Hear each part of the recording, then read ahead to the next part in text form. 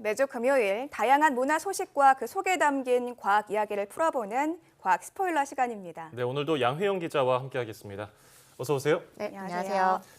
오늘은 연화나 연극이 아니라 전시를 준비했다면서요? 네, 맞습니다. 오늘 이제 아주 제가 유명한 판화가인 애셔의 국내 첫 단독 전시회를 좀 준비를 해왔는데요. 네. 이 수학을 이용해서 아주 정교하고 신비로운 그림을 많이 그린 유명 작가이기 때문에 아마 모르는 분이 거의 없지 않을까 싶습니다. 굉장히 유명한 분이라고 설명해 주셨는데 네. 저는 애셔 이름만 들어서는 어떤 분인지 잘 모르겠는데요. 네, 이 애셔가 사실은 고흐나 고갱처럼 이름으로 되게 유명한 작가가 아니라 네. 오히려 작품으로 유명한 작가이기 때문인데요. 네. 이 애셔의 작품에서 영향을 받은 영화가 있습니다. 이 영화의 한 장면을 제가 좀 가져와 봤는데요. 우선 함께 보시고 이야기 좀 나눠보겠습니다. Shall we take a look at some paradoxical architecture? You're gonna have to master a few tricks if you're gonna build 3 complete dream levels. Excuse me. What kind of tricks? In a dream, you can cheat architecture into impossible shapes. That lets you create closed loops, like the Penrose steps, the infinite staircase. See?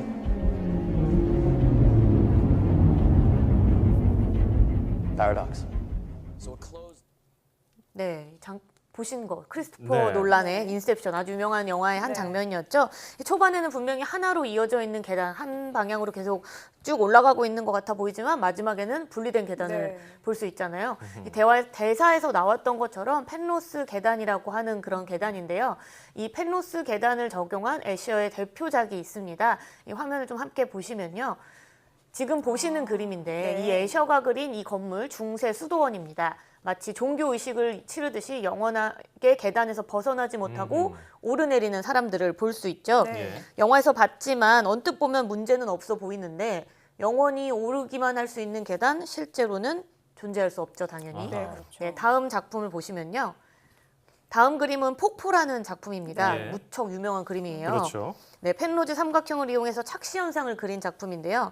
폭포를 이루는 물이 떨어지면서 물레방아를 지나가고 다시 또 끝없이 흘러가는데 떨어진 물이 평지를 흘러가고 마지막에 다시 밑으로 떨어진다. 이것도 현실에서는 불가능한데 네. 그림에서는 너무 자연스럽게 이어지죠. 네.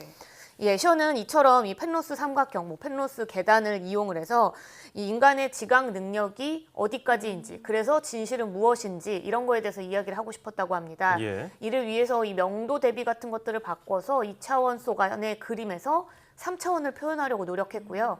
그 덕분에 이 그림을 이렇게 보고 있으면 약간 멍해지면서 어디가 배경이고 어디가 맞아요. 진짜 그림인지 잘 모르고 내가 지금 뭘 보고 있나 이렇게 좀 반대로 생각하게 네. 하고 착각하게 하게 만들고 있습니다. 예. 이 인터넷에서도 굉장히 유명한 사진들이잖아요. 네. 이게 실제로 구현할 수 있다 없다 논쟁이 붙기도 하는데 그렇죠. 이 작가 이름이 애셔였군요. 네. 근데 어딘가 이상한 것 같지만 계속 눈으로 따라가다 보면 될 것 같기도 하고 이 펜로스 계단, 펜로스 삼각형이 3차원 현실에서는 왜 구현이 안 될까요? 네, 제가 그래서 이제 몇 가지 좀 준비해 왔습니다. 이 네. 펜로스 삼각형 각 부분에서는 오류를 발견할 수는 없지만 완벽한 도형으로는 실존할 수 없다, 존재할 수 없다는 거잖아요. 네. 이 화면 보시면요, 이 펜로즈 삼각형을부터 먼저 살펴보면 막대 3개로 이루어져 있는 삼각형 도형이죠. 네. 얼핏 보면 가운데 중심 삼각형이 각각 60도를 가지고 있는 내각을 가지고 있지만 이게 입체 도형이기 때문에 각 그 막대기별로는 직각으로 연결되어 있습니다. 이 공이 보면은 공이 이제 직각으로 잘 올라갔다 내려가잖아요. 네. 하지만 삼각형의 모든 내각의 합은 180도여야 합니다. 그렇죠. 각 삼각형이 90도씩 연결되어 있으면 세 개가 270도가 되잖아요. 네. 그러니까 이제 저렇게 동영상으로 봤을 때는 공이 떨어지지 않으니까 영원히 이동을 네. 하면서 존재할 것 같은 삼각형이지만 실제로는 저런 입체 도형은 만들 수 없게 되는 거죠. 아하. 이렇게 쭉 작품과 그림 설명을 들으니까 굉장히 기묘하다, 빨려 들어가는 것 같다 이런 생각이 들었는데 네. 그러면 이번에 열린 전시회에서 이 애셔의 작품들 모두 다 만나볼 수 있는 겁니까? 네, 그렇습니다. 이 초현실주의 작가라고 할 수 있는 이 모리츠 코르넬리스 애셔는 초창기에는 사실은 이런 특별한 작품이 아니라 풍경 목판화를 그렸다고 해요.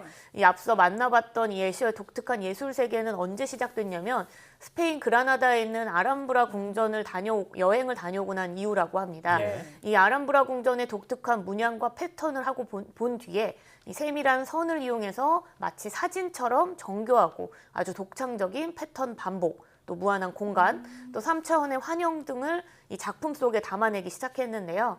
애셔는 활동 당시에는 전통적인 예술 범주에 속하지 않는다는 이유만으로 당대에선 거의 인정을 받지 못했다고 해요. 네. 하지만 이 애셔 작품이 수많은 수학자, 과학자들에게 관심을 받았고 사랑을 받기 시작하면서 현대에 들어와서는 많은 건축, 뭐 디자인, 작가, 뭐 음악가들에게 영감을 주기 시작했죠. 이번 전시에서는 쉽게 접할 수 없었던 애셔의 초기 작품부터 대표 판화 작품까지 130여 점 정도 만날 수 있고요. 그래서 이 관련된 이 애셔 특별전 어떤 재미가 있고 매력이 있는지 최윤희 큐레이터의 설명 함께 들어보시겠습니다. 일상적인 동물들과 일상적인 오브제를 가지고 시각적으로 표현했다는 거에 있어서 수학자들이 굉장히 관심을 받았습니다. 예를 들면 유리구슬을 든 손을 보시면 저희 포스터에도 나와 있는데요.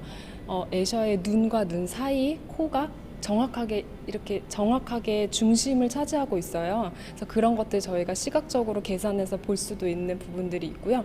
그리고 대칭과 균형 섹션에 있는 테셀레이션을 이용한 작품들을 보시면서 동물들이 어떻게 겹쳐졌는지, 어떤 육각형을 이용해서 겹쳐졌는지, 사각형을 이용해서 겹쳐졌는지 저희가 보면서 확인하실 수도 있고 같이 게임처럼 이렇게 보실 수 있으실 것 같아요. 애셔는 저 그림 그릴 때 자하고 각도기 갖고 수학 계산하면서 그림을 그렸을까요? 그 잘 모르겠습니다. 저도 그 생각이 좀 궁금했는데 뭐 자료가 남아 있진 않더라고요. 굉장히 그 계산적인 그림인데, 그러니까 아까 쿠레이터 설명에 따르면은 좀 전문 용어가 등장하더라고요. 네. 테셀레이션 이런 네. 게 있는데 이건 어떤 의미를 가진 단어인가요? 네, 그 테셀레이션이라고 하면 영어 네. 단어니까 저도 이게 뭔가 했는데 네. 이게 한국말로 생각하면은 쪽매 맞춤. 그러니까 더 쪽매 쉽게 맞춤. 생각하면 조각보 생각하시면 아하. 됩니다. 네.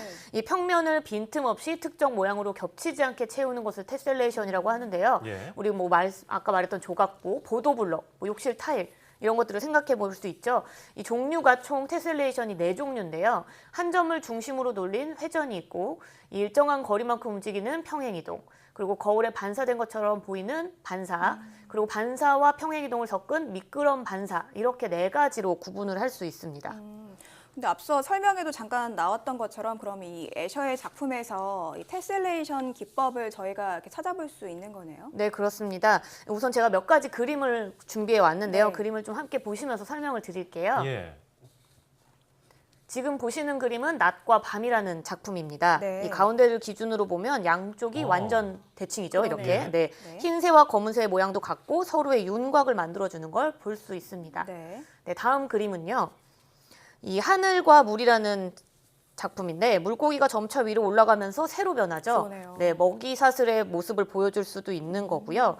이처럼 이 애셔는 특정 도형이나 그 도형으로부터 동물과 사람 이런 구체적 패턴을 만들어냈고요. 이를 화면에 가득 채우는 방식으로 작품을 만들었습니다. 어허. 이 철저하게 계산된 선을 그렸기 때문에 마치 기하학 작품을 보는 것 같다 이런 느낌마저 네. 들게 하죠. 네. 예, 제가 어지간해서 뭐 보면서 입을 안 벌리는데 입 벌리고서 멍하게 맞아요. 여기로 바라보면 또 이런 모양이고 네. 이쪽 시선으로 바라보면 또 다른 모양을 만들어내니까 좀 재밌습니다. 네. 어떻게 이렇게 정교한 패턴을 만들어냈는지 모르겠어요. 네, 이 애셔가 이 테셀레이션 작품을 만들 때 굉장히 유명한 작품 한 개가 있어요. 예. 또 다른 작품을 설명하면서 어떻게 테셀레이션을 했는지 좀 설명을 드리려고 하는데요. 예. 화면을 먼저 함께 보시면요.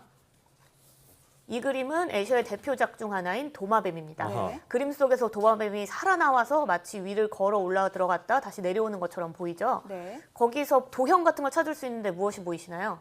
저는 지금 육각형 도형이 보이는데. 그러네요. 네, 맞습니다. 맞지 않나요? 네. 상단에. 네. 그렇죠. 네, 이 육각형 안을 조금 자세히 보시면 네. 이 도마뱀의 머리가 서로 맞물려 있는 걸 볼 수 있어요. 그렇죠? 아, 그러네요. 이 머리와 머리 맞물린 각도가 120도라고 하는데요. 어허. 네, 이 어떻게 도마뱀을 만드는지 보면 정육각형을 우선 기준으로 생각해서 6개의 등분으로 똑같이 나눕니다. 네. 이 경계를 기준으로 그림을 우선 그리고요. 각 부분에서 떼어낸 부분을 다른 부분에 붙이게 되면 이렇게 도마뱀이 돼서 아까 봤던 그 육각형 속 도마뱀을 만나볼 수 있게 되는 거죠. 이렇게 만든 도마뱀을 여러 개 만들어서 이리저리 돌려서 패턴을 완성시키고 그 공간을 가득 채우는 방식으로 애셔가 이 테셀레이션을 활용을 했고요. 이 같은 방식으로 자신만의 특징을 좀 만들어냈다, 완성을 시켰다 이렇게 볼 수 있습니다. 네, 양 기자가 굉장히 다양한 작품들을 이렇게 소개를 해주셨는데 사실 우리가 수학하면은 미학과 연결을 해서 생각하지 않는데 애셔의 작품 보면 뭔가 수학과 미학에 굉장히 긴밀하게 연결이 돼 있구나 이런 생각이 들어서 네. 굉장히 재미있게 지금 그림을 감상했습니다. 자, 그러면 양 기자가 과학 팩트 점수 몇 점으로 책정을 했을지 굉장히 궁금해지는데요. 네. 화면으로 함께 확인해 보겠습니다. 네. 전시 그림의 마술사 애셔 특별전이요. 그림에 담긴 수학의 아름다움, 과학 팩트 별점 4개 반입니다.